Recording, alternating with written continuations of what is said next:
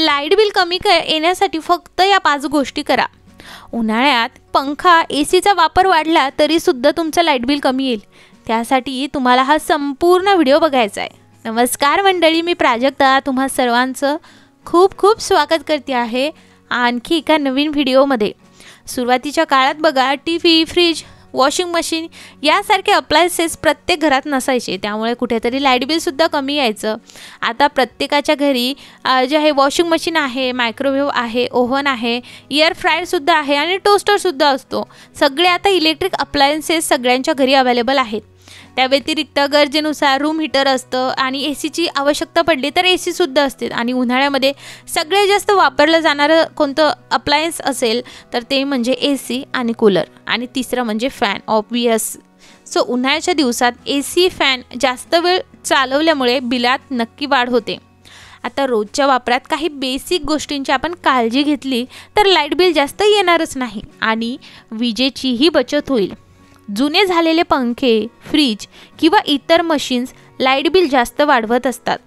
बाजारात सध्या energy efficient 5 star रेटिंगचे appliances आले आहेत, ज्यामुळे विजेची बचत होण्यास खूप मदत होते। आता त्या कोणत्या 5 गोष्टी आहेत चला त्या जाणून घेऊयात। सगळ्यात पहिली गोष्ट ती म्हणजे ऑफ करायला विसरू नका। आता ऑफ म्हणजे काय? जेव्हा तुम्ही खोलीच्या बाहेर निघता तेव्हा लाईट किंवा इतर इलेक्ट्रॉनिक ज्या वस्तू असतात त्या बंद करायला तुम्हाला विसरायचं नाही। फोन चार्जर, लॅपटॉप या डिव्हाइसचा वापर होत नसेल आणि स्विच ऑन असेल तरीही बिल येत जातं, म्हणून वापर झाल्यानंतर बटन हे बंद करायला विसरू नका आणि चार्जिंग झाल्यानंतर बटन न विसरता तुम्हाला बंद करायचं आहे।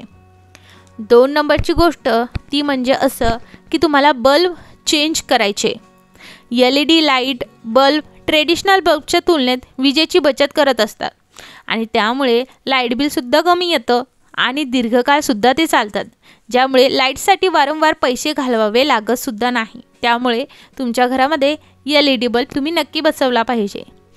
3 नंबरची गोष्ट ती म्हणजे चार्जर PC ऑफ करा।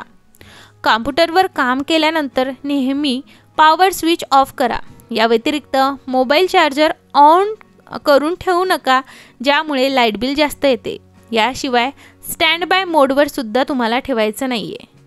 त्यानंतरची 4थी गोष्ट आहे ती म्हणजे एसीची सेटिंग।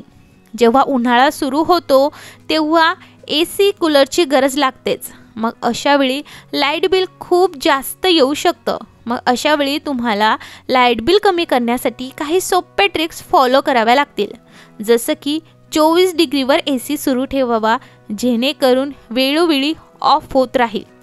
त्यानंतर 5वी गोष्ट अशी की 5 स्टार रेटेड फ्रीज, म्हणजे आपल्या घरातील जुन्या वस्तू अपग्रेड करून तुम्ही जवळपास 40% वीज वाचवू शकता।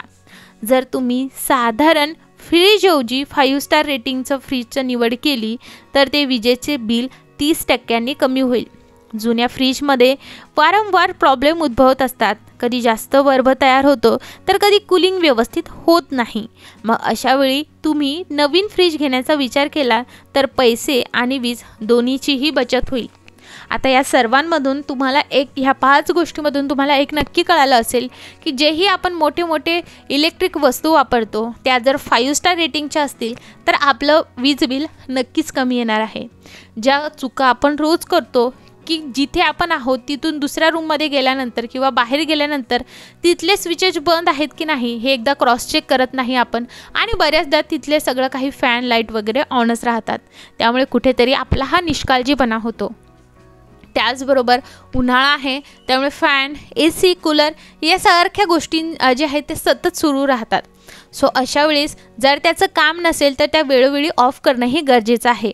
खूपच उन्हाळा आहे आणि खरंच खूप गरमी होती आहे, अशा वेळेस एसी कूलर वापरणं अगदी योग्य आहे।